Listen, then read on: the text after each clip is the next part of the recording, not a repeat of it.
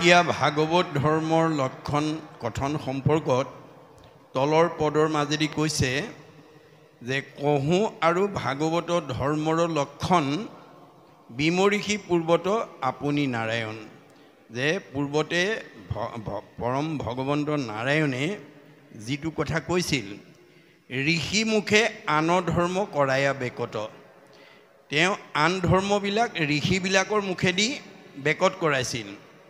কহিলা আপোন মুখে নিজ ধৰ্ম যত, আমি জীৱশ্ৰেষ্ঠ মানুহ হিচাপে যিটো ধৰ্ম আচৰণ কৰিব লাগে সেইটো ভগৱন্তই নিজ মুখেদি কৈছে। সেইটোৱে হৈছে ভাগৱত ধৰ্ম, ভক্তি ধৰ্ম, নাম ধৰ্ম। আন ধৰ্মবিলাক ঋষিৰ মুখেদি কোৱাইছে, সেইকাৰণে নানা ঋষিৰ নানা মত। গতিকে জাক জানি মহামূঢ়ে জানা সুখে তৰে, অজাতি পাতকী জাক জানিলে নিস্তৰে, যে তেওঁৰ নিজ মুখেদি কোৱা ধৰ্মটো আচৰণ কৰিলে মহামূঢ় অজ্ঞানীবিলাকো সুখেৰে তৰিব পাৰিব আৰু অজাতিও পাতকীবিলাকো উদ্ধাৰ হৈ যাব পাৰিব। পৰম ভকতে যাক নিতে কৰে ৰতি, পৰম ভকত সকলে এই ইয়াৰ প্ৰতি অনুৰাগ কৰে, ভাগৱত ধৰ্মৰ প্ৰতি সদায় অনুৰাগী হৈ থাকে। সেই ভাগৱত ধৰ্ম জানিবা নিৰ্পতি, সেইটোৱে হৈছে ভাগৱত ধৰ্ম। যিটো ধৰ্মই মহা অধম জাতি পাতকীকো উদ্ধাৰ কৰিব পাৰে, যিটো ধৰ্ম আচৰণ কৰিলে মহামূঢ়জনো উদ্ধাৰ হ'ব পাৰে। কৰৈ যিটো ভাগৱত ধৰ্মক আশ্ৰয়, কদাচিতো তাৰ আৰু নাহিকৈ অভয়। ভাগৱত ধৰ্মত যি আশ্ৰয় কৰিব তাৰ কেতিয়াও ভয় থাকিব নোৱাৰে। কৰ্ম নকৰিলাতো সমস্তে পুণ্য হয়, কোনো যাগ যজ্ঞ পূজা পাতল নকৰাকেই পুণ্য তেওঁ আহৰণ হয়। উপজয় আপুনি দেখা ভকতিৰ বল, যে ভক্তি এয়াই হৈছে পৰম শক্তি, যাৰ দ্বাৰা আমাৰ পুণ্য আচৰণ হয়। আন ধৰ্মে মন্ত্ৰতন্ত্ৰ ছিদ্ৰ বহু হয়, অন্য ধৰ্মবিলাকত নিয়ম বান্ধি থোৱা আছে। বৰ্ণাশ্ৰম ধৰ্মজাত যাৰ যেন বিধি আছে, তাৰেহে কেৱলে অধিকাৰ। হৰি নাম কীৰ্তনত নাহিকে নিয়ম একো, এতেকেহে ধৰ্ম মাজে সাৰ। যে আমাৰ ঈশ্বৰৰ নাম ল'বলৈ কোনো সময় বান্ধি দিয়া নাই। ৰাতিপুৱা পাৰিব, দুপৰীয়া নোৱাৰে, দুপৰীয়া পাৰিব, গধূলি নোৱাৰে, খাওঁতে পাৰিব, শুওঁতে নোৱাৰে, মতা মানুহে পাৰিব, মাইকী মানুহে নোৱাৰে, ডেকা ল'ৰাই পাৰিব, গাভৰু ছোৱালীয়ে নোৱাৰে, কোনো বাধা নাই। গতিকে হৰিনাম সকলোৱে ল'ব পাৰে, খাওঁতে, শুওঁতে, উঠোঁতে, লৰোঁতে, বহুতে সকলোৱে ল'ব পাৰে, ইয়াত কোনো নিয়ম বান্ধি দিয়া নাই। কিন্তু অন্য ধৰ্মবিলাকত নিয়ম বান্ধি থোৱা আছে। কেনেকৈ? স্থান, কাল, পাত্ৰ, নিমিত্ৰ, দ্ৰব্য, মন্ত্ৰ। আজি তাৰিখতো পূজা যজ্ঞ কৰিব পাৰিব, কিন্তু এই নিয়মকেইটা মানি চলিব পাৰিব লাগিব। স্থানটো শুদ্ধ হ'ব লাগিব, পাত্ৰ শুদ্ধ হ'ব লাগিব, দ্ৰব্য শুদ্ধ হ'ব লাগিব, মন্ত্ৰ শুদ্ধ হ'ব লাগিব, আৰু নিৰ্দিষ্ট সময়ত কৰিব পাৰিব লাগিব। আপুনি মইনো কোন? আমাৰ ষষ্ঠ স্কন্ধত দেখাইছে দহটা ঋষি, যিসকল ঋষি সেইসকলেও শুদ্ধভাৱে মানে যজ্ঞ কৰ্ম কৰিব পৰা নাই, মন্ত্ৰ ভুল হৈ গৈছে। এবাৰ বৃহস্পতি অৰ্থাৎ দেৱতাৰ গুৰু বৃহস্পতি ইন্দ্ৰৰ আচৰণত অসন্তুষ্ট হৈ স্বৰ্গ এৰি গুচি গ'ল। গুৰু গুচি যোৱাৰ লগে লগে স্বৰ্গত অথন্তৰ হৈ গ'ল। উপায়হীন হৈ ইন্দ্ৰই ব্ৰহ্মাৰ ওচৰত উপায় বিচাৰিলে। ব্ৰহ্মাই ক'লে, তেওঁ সন্তুষ্ট হৈ ঘূৰি নহা পৰ্যন্ত তুমি দহটা ঋষিৰ পুত্ৰ বিশ্বৰূপক নি গুৰু মানি চলাই থাকা। ব্ৰহ্মাৰ পৰামৰ্শমতে ইন্দ্ৰই দহটা ঋষিৰ পুত্ৰ বিশ্বৰূপক নি গুৰু মানি ৰাজ্য চলাই আছে। কিন্তু বিশ্বৰূপৰ এটা চাৰিত্ৰিক বৈশিষ্ট্য আছিল, মাক অসুৰ, বাপেক ঋষি। তেওঁ যজ্ঞৰ ফল সুবিধা পালে অসুৰকো দিয়ে, দেৱতাকো দিয়ে। ইন্দ্ৰৰ চকুত ধৰা পৰিল, দুমুখীয়া নীতি, ক্ৰোধত একো নাই হৈ তেওঁ বৰ্জ্য মাৰি বিশ্বৰূপক শিৰচ্ছেদ কৰিলে। পুতেকক বধ কৰাৰ কাৰণে বাপেকে লগে লগে পুত্ৰবধি প্ৰতিশোধ ইন্দ্ৰৰ ওপৰত ল'বৰ কাৰণে যজ্ঞ আৰম্ভ কৰিলে, আৰু ঘৃতাহুতি কৰি আছে, মন্ত্ৰ উচ্চাৰণ কৰিছে, ইন্দ্ৰ শত্ৰু নিধন হওক, ইন্দ্ৰ শত্ৰু নিধন হওক ঘিতাহুতি কৰি আছে। যেতিয়া পূৰ্ণাহুতি দিব হ'ল, উদাত্ত কণ্ঠৰে খৰ মন্ত্ৰ উচ্চাৰণ কৰি পূৰ্ণাহুতি কওঁতে মন্ত্ৰ ভুল হৈ গ'ল। ইন্দ্ৰৰ শত্ৰু নিধন হওক, ষষ্ঠী বিভক্তি ৰ এটা বাঢ়ি গ'ল। আগতে ইন্দ্ৰ শত্ৰু বুলি কৈ আছিল, পূৰ্ণাহুতি দিওঁতে ইন্দ্ৰৰ শত্ৰু বুলি কৈ দিলে। এটা আখৰ ভুল হোৱাৰ কাৰণে মন্ত্ৰ ভুল হৈ গ'ল। ইন্দ্ৰৰ শত্ৰু তেওঁ নিজেই। গতিকে তেওঁৰ যজ্ঞস্থলীৰ পৰা উৎপত্তি হোৱা বিদ্যাসুৰে ইন্দ্ৰক মৰাৰ বিপৰীতে ইন্দ্ৰৰ হাতত মৰিব লগা হ'ল। সেইকাৰণে শংকৰদেৱে কৈছে, কলিৰ লোকৰ মতি মলিন অপাৰ, আন একো ধৰ্মত নাহিকে অধিকাৰ। কলি মানুহৰ মলমতি, গতিকে আন ধৰ্ম কৰা অধিকাৰ আমাৰ নাই। আমি এইবোৰ নিয়ম এতিয়া কলিত মানিব নোৱাৰোঁ। গতিকে আগৰ যুগত ধ্যানে যজ্ঞে পূজাৰ কহিছে যেন ফল, হৰিৰ কীৰ্তনে তাকো সাধয় সকল। আগৰ যুগত ধ্যান যজ্ঞ পূজা কৰি যিটো ফল পাইছিলে, কলি যুগৰ মানুহে ভগৱন্তৰ নাম ল'লেই সমফলৰ অধিকাৰী হ'ব। যৎ ফলং সৰ্বতীৰ্থেষু সৰ্বযজ্ঞেষু কীৰ্তিতাম তৎফলম কৌটি গুণম পুণ্যম ৰাম নাম এব লভ্যতে। কলি যুগৰ মানুহে এবাৰ ৰাম নাম ল'লেই আগৰ যুগত শতকোটি তীৰ্থ যজ্ঞ কৰাৰ ফল লাভ কৰিব পাৰে। সেইকাৰণে মহাপুৰুষে আমাক এই সাৰ্বজনীন সনাতন ধৰ্ম দি থৈ গৈছে। এইটো আমি গ্ৰহণ কৰিব লাগে আৰু উঠি অহা প্ৰজন্মক এই আদৰ্শৰে অনুপ্ৰাণিত কৰিব লাগে। এতিয়া কৈছে, শুনিও ক ভাগৱত ধৰ্ম আছে যত, ধৰিবো বেকত আজি তোমাৰো আগত, কৰিবো বেকত আজি তোমাৰো আগত। যে ভাগৱত ধৰ্মৰ যিটো নিয়ম, এইটো তোমাৰ আগত মই বেকত কৰিম। শুনা সভা সদপদ কৰিয়া প্ৰবন্ধ, নৱসিদ্ধ কথা ইটো একাদশ স্কন্ধ। সেই সভাসদসকল তোমালোকে যত্ন কৰি একাদশ স্কন্ধ এই নৱসিদ্ধ নিমি ৰজাৰ কাহিনীটো শুনিবা। ঘূৰ কলি যুগে ইহে তৰণ উপায়, নাহি গতি কৃষ্ণ কথা শ্ৰৱণ বিনাই। কলি যুগত কৃষ্ণ কথা নুশুনিলে আৰু আমি গতি লাভ কৰিব নোৱাৰোঁ। কৈত পৰে নৰতনু তাৰো নাহি থিতি, অদ্যপি নুপুজে যম যাতনাৰ ভীতি। আমি যে দিনে দিনে মৃত্যুৰ মুখলৈ বৈ আছোঁ, এই কথাটো আজি বহুতে উপলব্ধি নকৰে। আমাৰ জীৱনটো পদুম পাতৰ পানীৰ লগত তুলনা কৰিছে। ক্ষণিক মনুষ্য কাই তিলে তিলে আয়ু যায়, জানি লোৱা পথৰ সম্বল। পদ্মৰ পত্ৰৰ নীৰ, পৰি যেন নুহি থিৰ, সেইমতে জীৱন চঞ্চল। কোনে জানে মই ঘৰ পাম নে নেপাম, কাৰ কেতিয়া মৃত্যু হয় তাৰ কোনো নিৰ্দিষ্ট নাই। এই কথা জানি সময় থাকোঁতেই, দৃষ্টিশক্তি থাকোঁতেই, শ্ৰৱণ শক্তি থাকোঁতেই, চৰণৰ গতি শক্তি থাকোঁতেই আজিৰ দৰে আমি অনুষ্ঠানলৈ আহি ঈশ্বৰৰ কথা শুনি আমি যাতে পুণ্যটো সঞ্চয় কৰি ল'ব পাৰোঁ। গতিকে কৃষ্ণ কথা শুনিলে পুণ্য হয়, পৰৰ উপকাৰী কৰ্ম কৰিলে পুণ্য হয়। বিশেষকৈ এইখিনি কৰ্মত আমাৰ লগতে পৰিয়ালবৰ্গকো যাতে আমি উৎসাহিত কৰিব পাৰোঁ, অনুপ্ৰেৰণা যোগাব পাৰোঁ, ভাগৱতৰ আদৰ্শৰে আগুৱাই নিব পাৰোঁ, তাৰ প্ৰতি গুৰুত্ব দিব লাগিব। যাই আজি কালি কৰি আয়ু নিৰন্তৰে, কৃষ্ণৰ চৰণে লৈও শৰণ সত্ৰৰে। দিনে দিনে আয়ুস গৈ আছে, গতিকে সময় থাকোঁতে ঈশ্বৰৰ আশ্ৰয় ল'ব লাগিব।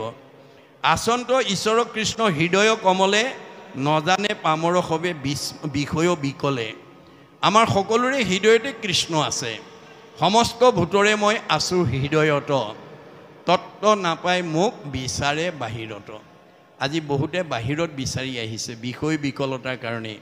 আমাৰ যাতে এই ধৰণে ভুল পথে যাব লগা নহয়, তাৰ কাৰণে ভাগৱত শুনি আমি নিজৰ পথটো শুদ্ধ কৰি ল'ব লাগিব।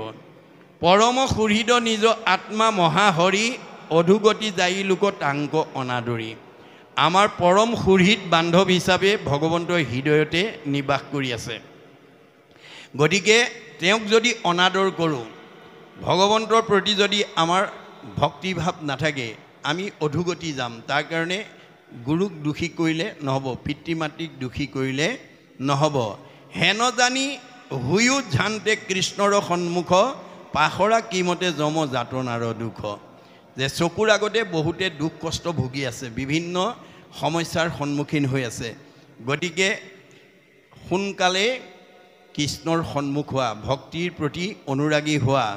কলিৰ পাতকে আছে চতুৰ ভীতি বেৰি, ৰাম ৰাম বুলিও পলাওক পাপ এৰি।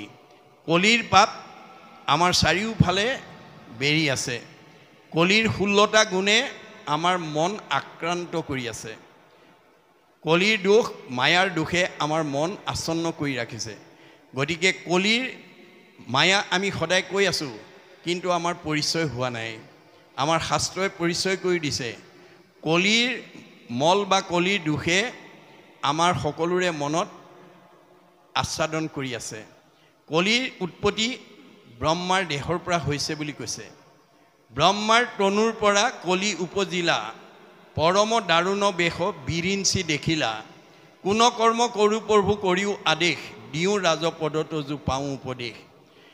ব্ৰহ্মাৰ দেহৰ পৰা কলি উৎপত্তি হৈয়ে বাপেকক দাবী কৰিছে, দেউতা জন্ম দিলেই নহ'ব, ভোগৰ সামগ্ৰী গোটাই দিয়া। জন্ম হৈয়ে যিটো সন্তানে ভোগৰ সামগ্ৰী দাবী কৰিছে, শুনি চাৰি মুখে ব্ৰহ্মা গুণিয়া চাহিলা, তাৰো ভাৱ দেখি তাকো কলি নাম দিলা। চাৰিখন মুখেৰে ভাবি তাৰ নাম থলে কলি, আৰু সামগ্ৰী গোটাই দিলে কি? মলিনী নলিনী নামে দুই ভাৰ্যা দিলা, দুহান্তৰ হন্তে চাৰি পুত্ৰ উপজিলা। মলিনী নলিনী নামৰ দুগৰাকী ভাৰ্যা, এইটো বাহ্যিকতা। আধ্যাত্মিকত হৈছে ৰাগ আৰু দেশ। তাৰ পৰা চাৰিটা পুত্ৰ জন্ম হ'ল। কি? কাম ক্ৰোধ লোভ মোহ চাৰি পুত্ৰ জাত, গৰ্ব অহংকাৰ দুই মন্ত্ৰী যে সাক্ষাৎ। কাম ক্ৰোধ লোভ মোহ হ'ল কলিৰ পুতেক, গৰ্ব আৰু অহংকাৰ বুদ্ধি দিয়া মন্ত্ৰী। দম্ভ দেশ ঈৰ্ষা অসূয়াক চাৰিজন, সেনাপতি পাতি দিলা ব্ৰহ্মাৰ বচন। এইকেইজনক আগৰণুৱা পাতি দিলে। হিংসা পৈশূন্য ঈৰ্ষা মদ মৎসৰক, লহকৰ পাতি দিলা কলি দুৰ্মদক। এইকেইজনক লগৰীয়া পাতি দিলে। এই সেই কলি পৰিয়ালৰ 16জনীয়া সদস্য। ক'ত থাকে? মনৰ লগত থাকে এহি 16জন, তৰিবে নোৱাৰে লোক এহি সেই কাৰণ। এই বেয়া গুণকেইটা যাৰ মনত থাকিব, সি ভাল চিন্তা কৰিব নোৱাৰে, ভাল কৰ্ম কৰিব নোৱাৰে, ভাল ঠাইলৈ আহিব নোৱাৰে। এইটো মনৰ এটা পিঠিৰ মল। আনটো পিঠিত আকৌ মানে মায়াৰ মল লাগি আছে বুলি কৈছে। মায়াৰ মলো 16টা বেয়া গুণৰ সমষ্টি বুলি শাস্ত্ৰই দেখুৱাইছে। দম্ভ দৰ্প পৰ নিন্দা, অভিমান তিৰস্কাৰ, লোভ মোহ কাম ক্ৰোধ, গৰ্ব অহংকাৰ, হিংসা কামনা আশা, হঠ বেভিচাৰ। এহি 16 গোটা পুত্ৰ জানিবা মায়াৰ। ক'ত থাকে? মনৰ লগত থাকে এহি 16জন, তৰিবে নোৱাৰে লোক এহি সেই কাৰণ। যিজনৰ মানুহ ডেকা ল'ৰাই হওক, গাভৰু ছোৱালীয়ে হওক, বোৱাৰীয়ে হওক, শাহুৱে হওক, পিতৃয়ে হওক, মাতৃয়ে হওক, যাৰ মনত এই দুটা মলিয়ে, কলিমল মায়ামলে যাৰ মনটো আচ্ছান মানে ঢাকি ৰাখিছে। সূৰ্যত আকাশত ডাৱৰ থকালৈকে সূৰ্যত যেনেকৈ দেখা নাপায়, আমাৰ মনত যাৰ মনত এই 16টা 32টা বেয়া গুণে যাৰ মনটো আচ্ছন্ন কৰি ৰাখিব, সি সহজে ঈশ্বৰত ভক্তি কৰিব নোৱাৰিব। এতিয়া মাকে ক'লে উপায় এটা আছে মা। মনশুদ্ধি আদি কৰি যতেক আশ্ৰয়, সৎসংগ সবাৰো মূল জানিবা নিশ্চয়। আমাৰ মনৰ পবিত্ৰতা আনিবলৈ হ'লে আজিৰ দৰে সাধুৰ সংগলৈ আমি আহিব লাগিব। সাধুৰ সংগলৈ আহিব লাগিব। সাধুৰ সংগলৈ নহা পৰ্যন্ত আমাৰ মন কেতিয়াও পবিত্ৰ নহয়। উদ্ধৱে প্ৰশ্ন কৰিছিল, মই 4 বেদ 14 শাস্ত্ৰ 18 পুৰাণ, জ্ঞান বিজ্ঞান তদং ৰহস্য, সমস্ততে সিদ্ধ হস্ত, নহ'বনে ভগতি নাপামনে তোমাক? তেতিয়া কৃষ্ণই হাঁহি মাৰি কৈছিল, মাধৱে বুলন্ত সখী শুনা পৰিছেদ, শুনে খব শাস্ত্ৰ আৰু পঢ়ে 4 বেদ, তথাপি কৰিব মুত নোৱাৰে ভকতি, নলয় নৰে যেবে সন্তৰ সংগতি। সাধুৰ সংগলৈ নহা পৰ্যন্ত যিমান শাস্ত্ৰ ভাগৱত গ্ৰন্থ পঢ়ি জ্ঞান নলওক কিম্বা জ্ঞানী হ'ব, কিন্তু ভক্তি নহয়। জ্ঞানে আমাক উদ্ধাৰ কৰিব নোৱাৰে। জ্ঞানে কৰ্মই তাৰিতে নপাৰে, ভকতি নোপজে বাবে। উপবাসৰ দ্বাৰা, সন্ন্যাসৰ দ্বাৰা নহ'ব। নাপাই বাহা মোকল আগ একাদশী উপবাসে, নপাই বাহা মোকল আগ জ্ঞানে বা সন্ন্যাসে। এইবিলাকৰ দ্বাৰা মোক নাপাবা। আজি এই তথ্য নজনাৰ কাৰণে আমাৰ সমাজত বহুত লোকে উপবাসে থাকে। কিছুমানে শনিবৰীয়া, কিছুমানে মঙলবৰীয়া, কোনোবাই বৃহস্পতিবৰীয়া, কোনোবাই সংক্ৰান্তি, কোনোবা আউসী, কোনোবা পূৰ্ণিমা ইত্যাদি ইত্যাদি।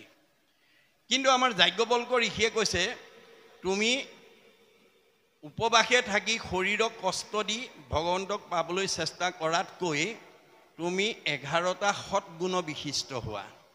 11টা সৎগুণ বিশিষ্ট হ'লে উপবাসে নাথকাকে আমি ঈশ্বৰক লাভ কৰিব পাৰিম। কি কি 11টা সৎগুণ? অহিংসা, সত্যম, অস্তেয়, ব্ৰহ্মচৰ্য, অসহংগ্ৰহ, শৰীৰ শ্ৰম, আস্বাদ, সৰ্বভয় বৰ্জনম, সৰ্বধৰ্ম সমানত্বম, স্বদেশী, স্পৰ্শ ভাৱনা, হি একাদশ, বিনৰ্ম ব্ৰত নিশ্চয়। এই 11টা সৎগুণ। অহিংসা, কাকো হিংসা কৰিব নালাগে। কাক কৰিব? চবতে তেওঁ আছে। সত্যম, সদায় সত্য পথত যাব। অস্তেয়, লোকৰ বস্তু চুৰ নকৰিব, আত্মসাত নকৰিব। আনৰ এটা আত্মসাত কৰিলে আপোনাক আনৰ দ্বাৰা দুটা লৈ যাব। আনক ঠগিলে আপোনাকো ঠগিব। If we deceive others we are also' deceive by others. অস্তেয়, এই কথা নাজানি আমাৰ ঠাই বিশেষে, আপোনালোকৰ এইফালে কেনেকুৱা নাজানো, আমাৰ ফালে এনেকুৱাকৈ যদি ধৰ্মালোচনী সভা, ভাগৱত ব্যাখ্যা, গুৰুজনাৰ তিথি প্ৰৱণত যদি নামঘৰত ভকত বৈষ্ণৱে আহি যোৱাকালি কিনি অনা চেণ্ডেলযোৰ বাহিৰত থৈ পেলাই যদি ভিতৰত ভাগৱত শুনি থাকে, ওলাই গৈ পেলাই নতুনযোৰ নাপায়, পুৰণাযোৰ থৈ নতুনযোৰ লৈ যায়। এনেকুৱা স্বভাৱ যদি কাৰোবাৰ আছে এৰিব দেই। কোনোবা ল'ৰা ছোৱালীয়েও যদি কিবা কাৰণত নজনা কাৰণে নিয়ে, মাক দেউতাকৰ দৃষ্টিগোচৰ হ'লে ঘূৰাই পঠিয়াব। বোপাই ভুলক্ৰমে আহিলে তই ঘূৰাই দেগে যা। যদি আপুনি তাকে নকৰে, যদি আত্মসাত কৰে, ভগৱানে কৈছে মই কালি কিনি আনিছিলোঁহে, পিন্ধিবলৈ নাপালোৱেই, তই লৈ গুচি আহিলি, বাৰু দুদিনমান পিন্ধ, তাৰপিছত কিন্তু তোৰ ঠেংটো মই এক্সিডেণ্টত ভাঙিম। ভঙাৰ পিছত তই কেইবাযোৰো নতুন চেণ্ডেল জোতাৰ দাম কিন্তু ডাক্তৰক দিব লাগিব। মনত ৰাখিব, ন ভুক্তং ক্ষয়তে কৰ্ম কল্প কৌটি শ্ৰতেয়পি অৱশ্যমেৱ ভুক্তৈবম কীট কৰ্ম শুভাশুভম। আপুনি কৰা কৰ্মৰ ফল ভোগ নকৰাকৈ এই সংসাৰৰ পৰা ওলাই যাব নোৱাৰিব। এয়া বেদৰ মত। গতিকে নাজানি কোনোবাই ভুল কৰিলে আপোনালোকে আঙুলিয়াই দিব। ল'ৰা ছোৱালীয়ে কেতিয়াবা ভুল কৰিব পাৰে মোহত পৰি, যাতে তেনেকুৱা ভুল অনাগত দিনত নকৰে, তাৰ কাৰণে সাৱধান কৰি দিব। অস্তেয়, ব্ৰহ্মচৰ্য ৰক্ষা কৰিব। আয়ুস বাঢ়িব, চেহেৰা ধুনীয়া হ'ব, কমনীয়তা বাঢ়িব, স্মৃতি শক্তি বাঢ়িব। অসহংগ্ৰহ, আৱশ্যকতকৈ বেছি নিবিচাৰিব। আৱশ্যকতকৈ বেছি বিচাৰিলে আমি বিপদগ্ৰস্ত হ'ম। গতিকে ভগৱানে যিটো দিছে তাতেই আমি আত্মসন্তুষ্টি থাকিব লাগে। গতিকে আমি আৱশ্যকতকৈ বেছি বিচাৰিব নালাগে। আৱশ্যকতকৈ বেছি বিচাৰিলে আমাৰ শৰীৰত থকা বলীয়া শিয়াল কুকুৰৰ তেজটো বাহিৰ হৈ যায় বুলি কৈছে। এজন দাৰ্শনিক পণ্ডিতে কৈছে, আমাৰ সকলোৰে শৰীৰতে বলীয়া শিয়াল কুকুৰৰ তেজ আছে। The blood of wild animal always in man. When we get what we need, it remains in our control. When we get more than we want, it is out of control. আমাৰ আৱশ্যকটো যেতিয়ালৈকে পাই থাকিম, বলীয়া শিয়াল কুকুৰৰ তেজটো সুপ্ত হৈ থাকিব। যেতিয়া আৱশ্যকতকৈ বেছি পাই যাব, তেতিয়া ই বাহিৰ হৈ যাব। আজি আমাৰ সমাজত অন্যায়, অধৰ্ম, অনাচাৰ, বেভিচাৰ, ভ্ৰষ্টাচাৰ, হত্যা, লুণ্ঠন কোনবিলাক মানুহে কৰিছে? যিবিলাক মানুহে আৱশ্যকতকৈ বেছি বিচাৰিছে বা বেছি পাইছে। সাধাৰণ মানুহে তেনেকুৱা ভুল নকৰে। আৱশ্যকতকৈ বেছি বিচাৰিলে আপুনি নিজেই অনিষ্ট হৈ যাব। সেইকাৰণে ভগৱানে দিয়াটোতে সন্তুষ্ট থাকিবলৈ আমাক ভাগৱতে কৈছে, যেহি পাৱে তাতে মহাতুষ্ট হুৱে মন, তেৱেহে বিপ্ৰৰ তেজ বাঢ়ে অনৈক্ষণ।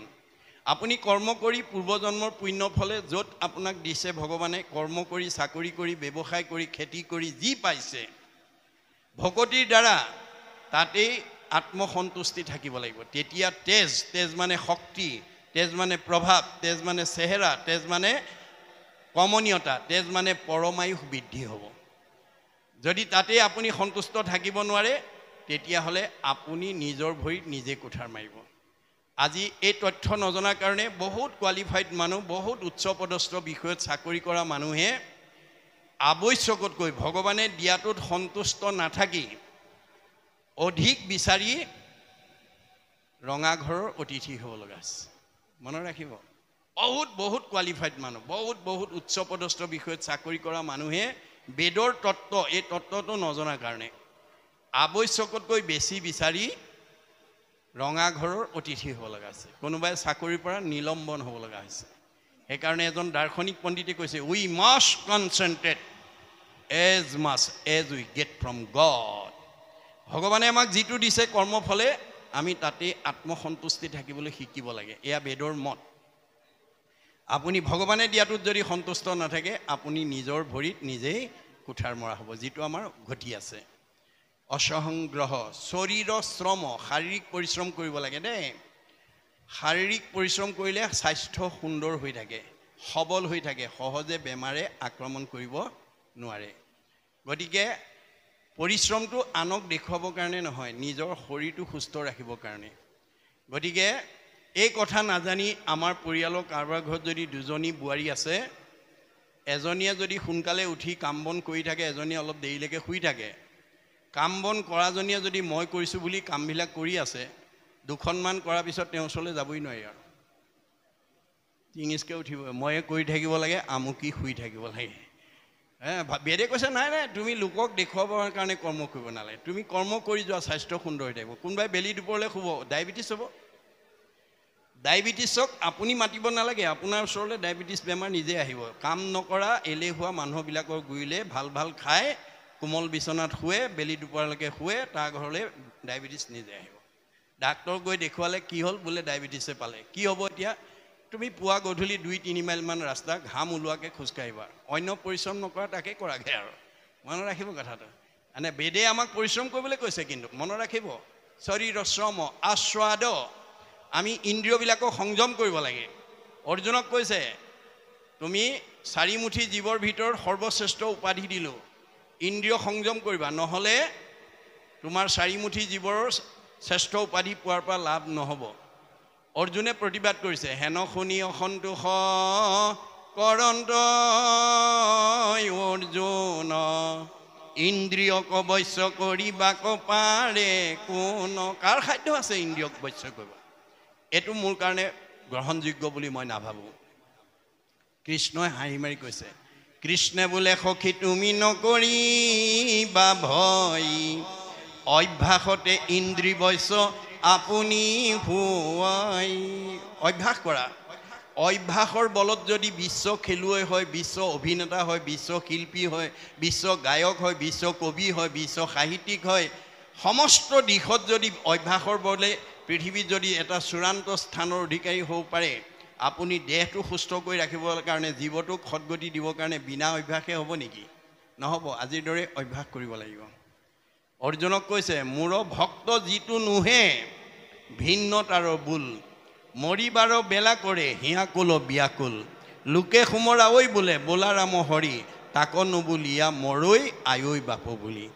আজিৰ দৰে ভকতৰ সংগলৈ যেতিয়ালৈকে নাহিব, কৃষ্ণ কথা যেতিয়ালৈকে মুখৰ পৰা নোলাব, সেইটো জীৱ মৰিব সময়ত কোনোবাই কৃষ্ণ বুলি কোৱা বুলিলেও ক'ব নোৱাৰিব, আয়ৈ বোপায়ৈ বুলিহে মৰিব লাগিব। গতিকে আজিৰ দৰে জীৱন্ত অৱস্থাত যাতে এনেধৰণৰ অনুষ্ঠানলৈ আহি ঈশ্বৰৰ কথা শুনি আমি হাজাৰটা নামৰ পৰা এটা নাম যাতে আমি ক'বৰ কাৰণে, গাবৰ কাৰণে অভ্যাস কৰিব লাগিব। You have to keep the practice of remembrance, নাম স্মৰণ every day, every hour, rather every second. 24 ঘণ্টাত 1 ছেকেণ্ড হ'লেও ভগৱন্তৰ নাম এটা ল'বলৈ আমি অভ্যাস কৰিব লাগিব। When a strong habit is formed by unceasing practice throughout the period of life, then it would be easy to remember God at the time of the death. এই অভ্যাস কৰোঁতে কৰোঁতে যেতিয়া এটা সবল অভ্যাস গঠন হৈ যাব, আপোনাৰ অজামিলৰ দৰে নাৰায়ণটো আপোনা আপুনি আহি যাব। অভ্যাস কৰিব লাগিব দেই। এই শিক্ষা আমি দিব লাগিব। ল'ৰা ছোৱালীক স্কুললৈ গৈছে, মহাবিদ্যালয়লৈ গৈছে, বিশ্ববিদ্যালয়লৈ গৈছে, কৰ্মস্থানলৈ গৈছে, ব্যৱসায়লৈ গৈছে, জ্যেষ্ঠসকলে দৃষ্টি ৰাখিব আৰু পৰামৰ্শ দিব। উপায় কৃষ্ণ বুলি কৈ যোৱা। ককাক আইতাক বহি আছে যদি ককাক সেৱা এটা কৰি যোৱা, আইতাক সেৱা এটা কৰি যোৱা। যদি ককাক আইতা নাই, মা দেউতা আছে, মাকে ক'ব দেউতাক সেৱা এটা কৰি যোৱা, দেউতাকেও ক'ব মাক সেৱা এটা কৰি যোৱা, আৰু যাওঁতে কৃষ্ণ বুলি কৈ যাবা। এই নীতি শিক্ষা আপুনি সৰুৰ পৰা যদি ল'ৰা ছোৱালীক দিব পাৰে, আমাৰ ভাগৱতৰ মতে, ভাগৱত ধৰ্ম মতে সেইটো ল'ৰা বা ছোৱালী ভৱিষ্যত সৎ হ'বই, ভাল হ'বই, ঈশ্বৰ ভক্তিপৰায়ণ হ'বই, ঈশ্বৰে তাক কৃপা কৰিবই। কাৰণ তেওঁ কৃষ্ণ বুলি গুচি যোৱাৰ লগে লগে যিটো জনে যাই নাম উচৰি তাৰ পাছে পাছে ভ্ৰমন্ত হৰি বৎসক স্নেহ যেন ধেনু ধাৱে ভজিও জানি হেন হৰি পাৱে গৰুজনীয়ে পোৱালিটো যেনেকৈ মুখৰ আগত শত্ৰুৱে আক্ৰমণ কৰিব নোৱাৰাকৈ লৈ যায় যাত্ৰা কালত যি কৃষ্ণ বুলি কৈ যাব ভগৱানৰ হাজাৰটা নামৰ পৰা এটা নাম লৈ যাব একচিত মনে যিটো মহাজনে ফুৰে গুণ নাম স্মৰি তাক ৰক্ষা কৰি ফুৰয় সদায় হাতে কৌমদকী ধৰি ভগৱানে গদা লৈ ৰক্ষণাবেক্ষণ দি থাকিব এয়া ভাগৱতৰ মত আমি পঢ়িলেই নহ'ব শুনিলেই নহ'ব তাক কাৰ্যকৰী কৰিব লাগিব কাৰ্যকৰী কৰাৰ ক্ষেত্ৰত যাতে আমি প্ৰয়োগ কৰিব পাৰোঁ সেই কথাখিনি আপোনালোকে গুৰুত্ব দিব লাগিব শ্ৰদ্ধাৰ বাবাই সমস্ত সেৱকী দত্ত বাপজনাই আজিৰ পবিত্ৰ অনুষ্ঠানলৈ আমাক সুদূৰ লখিমপুৰৰ পৰা আমন্ত্ৰণ কৰি আনি আপোনালোকক শ্ৰীচৰণ দৰ্শন কৰাৰ লগতে এইকণ সময় ভাগৱতৰ